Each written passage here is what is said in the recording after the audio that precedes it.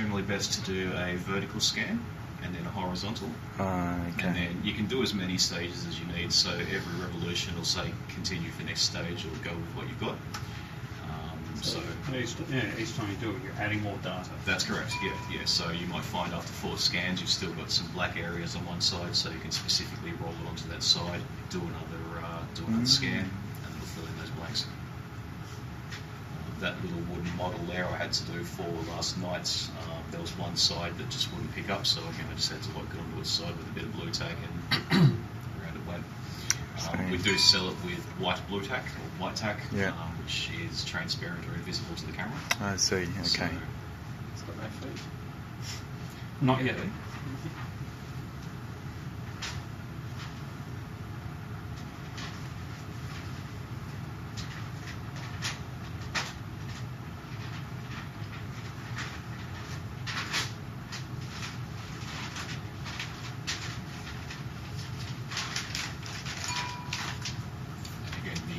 the rotating 3D stage would automate all of this.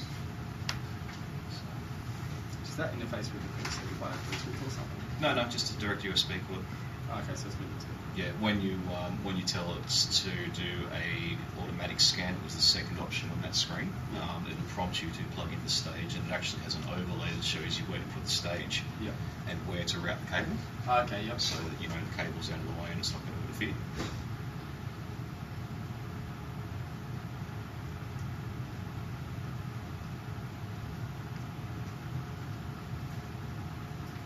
But I mean, you know, I've seen homebrew 3D scanners that take twice the time of this. Yeah, and there's a lot of setup to do initially as well. So it's for a first generation scanner, I'm pretty damn impressed with it. Can only get better. Well, Intel's new laser, like webcam technology, they can do up to like full facial recognition using the scanner, so do a 3D map of your face. Yep. You just look at it, 3D map, bang, you match. That's an extension of the Kinects. I thought Kinect did something similar as well. Yes. It might be an evolution of that, yeah. Yeah. Because a lot of guys modify the Kinect sensors from Xbox, to do 3D scanning. Because it does the same thing. It's got the stereoscopic cameras, so it can pick up the depth of the image that you're doing.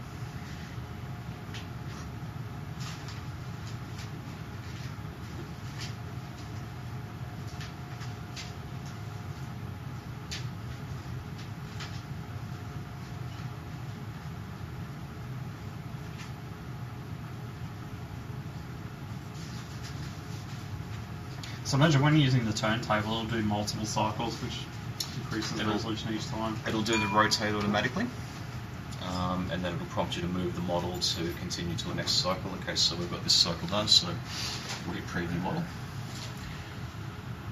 But yeah, when you've got the rotating stage, it'll go, right, I've finished this stage, reposition the model, tell me to go again. You'll see it's a little noisy, this image at the moment, but it'll blend that back down. So you can actually review it here if you want, have a look at what you've got, see if there's any holes. So far so good. So this cycle we'll do standing up.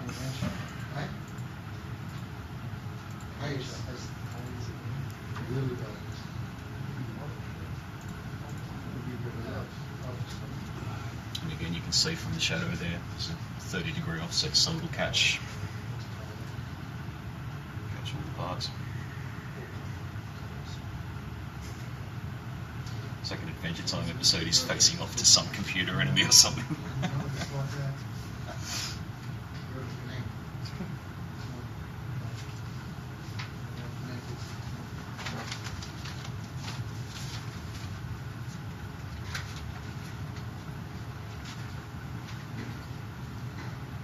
And there's a real testament to the technology. If I can do this, anyone can do this.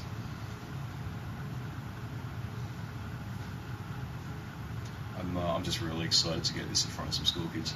I want to see what they do with it.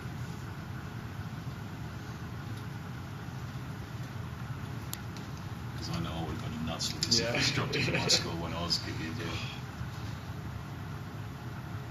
We were just excited to have computers. Yeah, tell me about it. what bothers me when I keep finding smashed laptops in schools. It's like, come on, guys, we had XTs. You've got beasts here, and you reckon? We had micro Ds. No, we had an Acorn, BBC Acorn. Yes. I've still got one tucked away at home somewhere as well. Saved from the side of the road. Jeez, speaking of roadside finds, the greatest one I found so far was a Silicon Graphics Indie.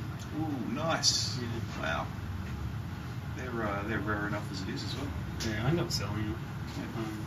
Got like $150 for it. Yeah. That was good. Yeah. I later notified the new owner, like a couple of years later, said please replace the battery in it without disconnecting the power. Because the moment they lose power from the onboard battery, it's bricked. Drop settings. Excellent. The system's bricked for life. Yeah, right. Yeah. Can't recover it. So you got to replace it without losing power. Excellent. It was a cool system too. I was very impressed.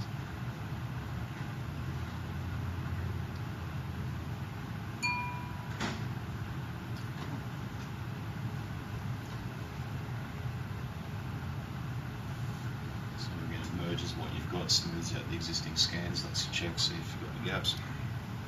I mean, that's already looking a lot cleaner too.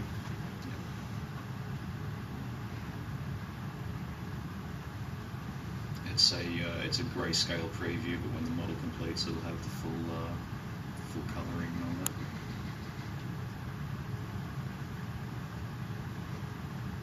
Definitely gonna need blue titanium upside down. I don't know, we'll just lie him on his front for the next one. That should do. It's obviously not picking up his shoes, I think they're a bit too dark, but as you can see now, all it's missing is the back, so we'll lie him on his front. That should just about do it. Face plant. Eat the ground. Oh, that'll get his feet. That's fine, yeah. Sort of.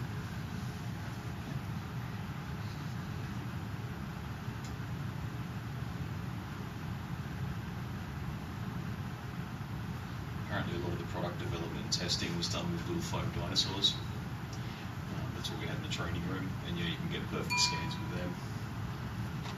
And when we did the training, there was a questionnaire afterwards, and one of the questions was what are the best types of objects for 3D scanning, you know, like not glossy, not furry, all that sort of stuff, and one of the options was also dinosaurs.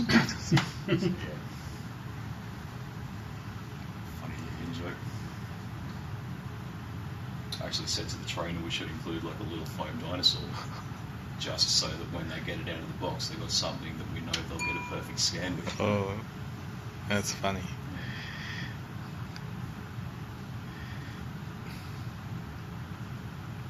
Was there already a model of Jake on there?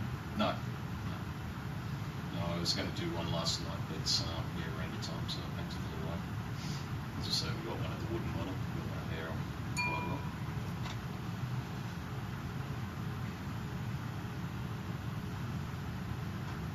I've got a pop art fin, little models with the big heads. I got one of him. Oh, yeah. It's, yeah, his arms were too fine.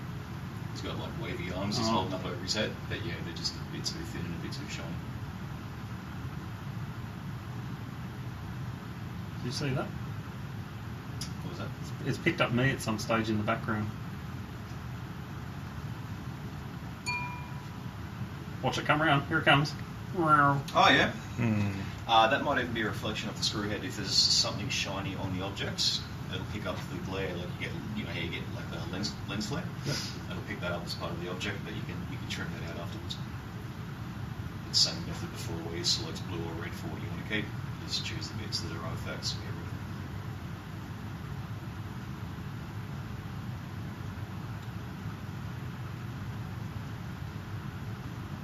Yeah, we'll be trotting this around the schools and hiding dormitories.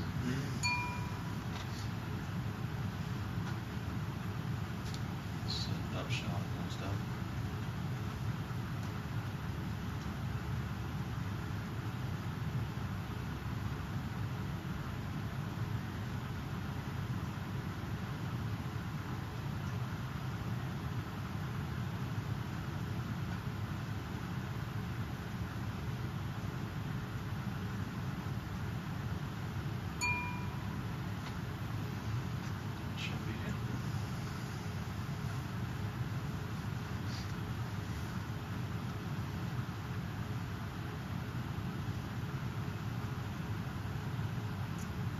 It also has a collaborate function where you can set up with other sprouts and actually share what's on your mat via the overhead camera, and you can actually put an object onto your mat and have other people on other sprouts modify it and fiddle around with it. That'd be really good for schools, we thought, as well. Oh, what's happened here? Okay, so it's 2 bags. Okay, so what's happened there is it hasn't picked up the third scan. It's actually the back, not the front. Alright, how do we fix that? Delete the cycle. Yeah. No. So It's deformed. delete current cycle. Let's just try. Have we got any blue tack in the office? I think we might just pin his foot down there. We're gonna, even a bit of tape, just to. Will we have anything? I might throw up a reflection. The 3D stage automates this rotating process. You still need to rotate it to get different sides of the object. Yeah. So does it do a full cycle though on the stage? Yeah, full 360. Yeah, cool. So you only have to set it once, and 3 times, like front, back, up, and you're done. That's right. Wander off and have coffee in the meantime. Yeah. So if it's something like this eventually being used in like Kmart where these type of photo labs set up, they'll Yeah. set similar to this, so you could make a 3D render, they send it off to Oh, be 3D quite rendered, nice. and away you go. Let's just do this. Something I considered as well is, you could have people come in with their own photos, and you could have someone sit there at a kiosk and maybe build a calendar. So they throw their photos onto the mat, they cut out the parts they want, put them into a new image. If there's templates for, say, calendars or whatever it may be, you can then just drop them straight in, print it in the shop. This is getting alarmingly close to Minority Report.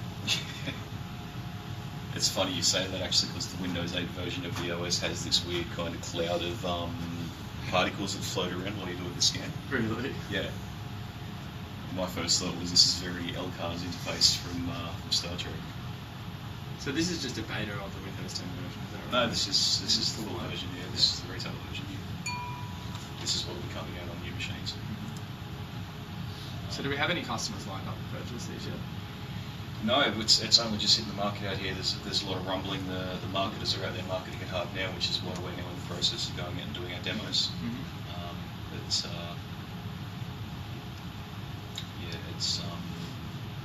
starting to drive some interest. There's nothing else really like it. There is nothing like it. Literally nothing like it. Yeah. One thing that might be a problem here as well is I noticed with this guy last night, if I had him perfectly symmetrical, it struggled to work out which was the front and the back. Yep. So I ended up having to sort of give him a bit of the I'm a little teapot kind of thing. Yeah. And that got it working, so.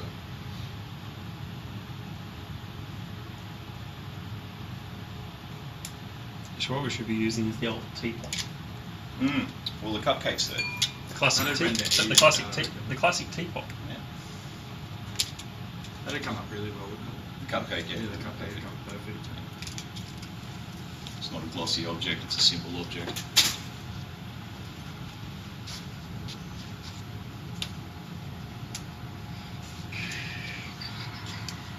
Got nothing else to the other than that. Beat everything.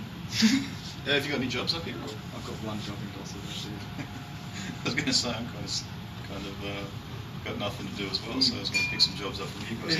But Gary did 2 this morning, and then we had 2 that had parts that were originally ordered to the bloody Homebush. yeah. And so I've had to reorder those, so there's 2 parts for those. I've done all that training at Tony Mills as well, so And your pub's room? yeah, exactly. My thoughts exactly. Go put this on the bar and get everyone Yeah. to... We'd have a few customers pretty quickly. I'll Oh. have a few drinks, I reckon. A scan of beer. yeah, exactly. Actually, 3D printed beer. I want to go grab a Coke can. Great kick. Yeah, see if I that think comes that'd come up. up pretty. Oh, I've just No, we tried one in training. We tried a V-can in training. Yep. And The yeah, reflector. the end caps threw off too much glare. Yeah. So. Let's see how that goes.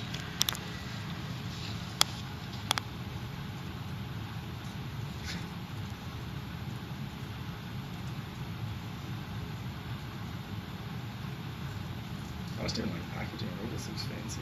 Hmm. I guess you expect that though when you're paying that kind of money for it. Well, again, they're focusing on the user experience a lot more. We've been trained, or we're being encouraged to do what they're referring to as white glove training. Yeah. White glove servicing, I should say, which is basically, here's the unit. Yeah.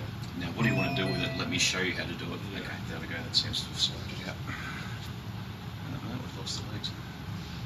How did that happen?